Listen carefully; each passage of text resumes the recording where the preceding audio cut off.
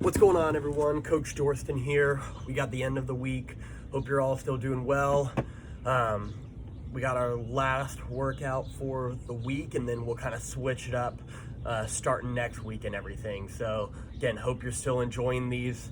Hope you're getting something out of it. And let's say hope all of you are doing well during these quarantine times. So let's get right into it. We've already gone through our warm-up. So the very first thing we have right here, we'll have our 10-yard sprints.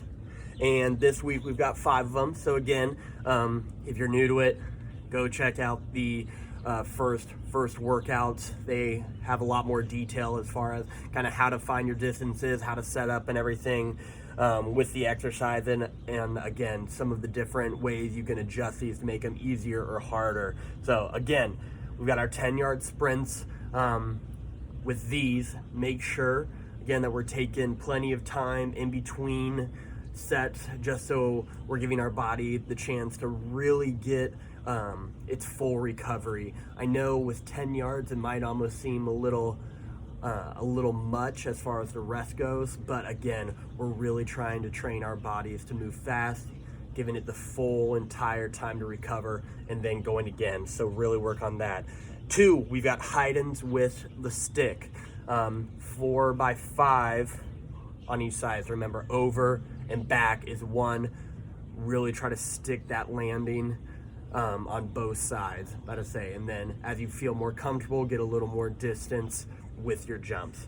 So then we got 3A and 3B. We have our bridge leg curl. Again, as your heels come closer to your butt, your hips should be lifting up higher and higher. Really trying to squeeze those glutes, your butt together. Again, you will feel this in your hamstrings, but we're really trying to emphasize that glute activation with this.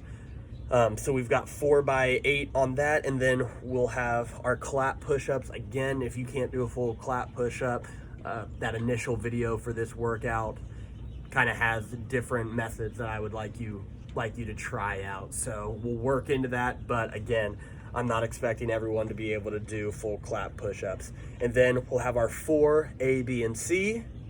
And so we'll have lunges, 3 by 10 on each leg, so 10 on each leg.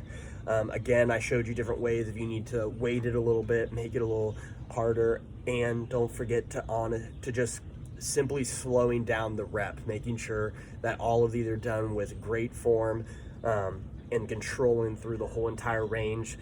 That'll help you more than anything at all. So really keep that in mind. Then going into our single arm rows. So remember, on our rows, we're going into more of kind of like that lawnmower position, kind of a little bit longer with our body getting a nice big setup there.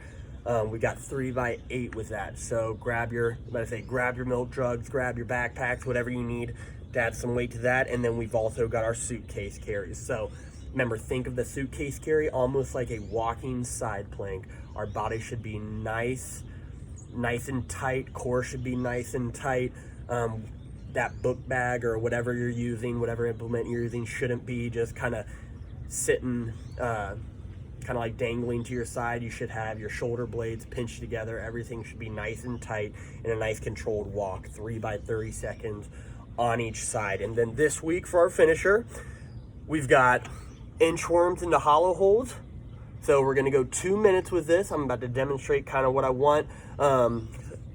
This will be one that has been in our warm-up before. Again, this is one that you can really make more difficult if you need to, or you can back it off a little bit and make it a little simpler. So we've got 2 minutes of that, seeing how many reps you can get. I'll show you this one really quick. So what we're gonna be doing, giving yourself enough room to just be able to walk your hands out and then come back. So setting up, trying to keep our legs relatively straight. I don't care if you have a tiny little bend in the knees, but relatively straight, bringing our hands down, walking our arms out as far as we can without letting our hips sag. So you shouldn't see your hips sagging like that.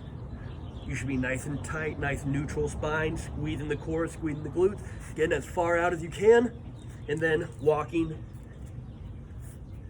yourself back up and then going through it again. So one more time.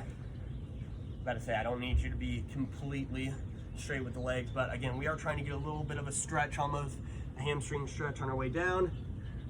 Hands down, walking our hands out. My core is nice and tight. And then we're getting as far as we can. You can hold for a second and then walking back up. We got 2 minutes of those. Again, kind of set your pace. If you can't get out as far, that's fine, but just walk your hands as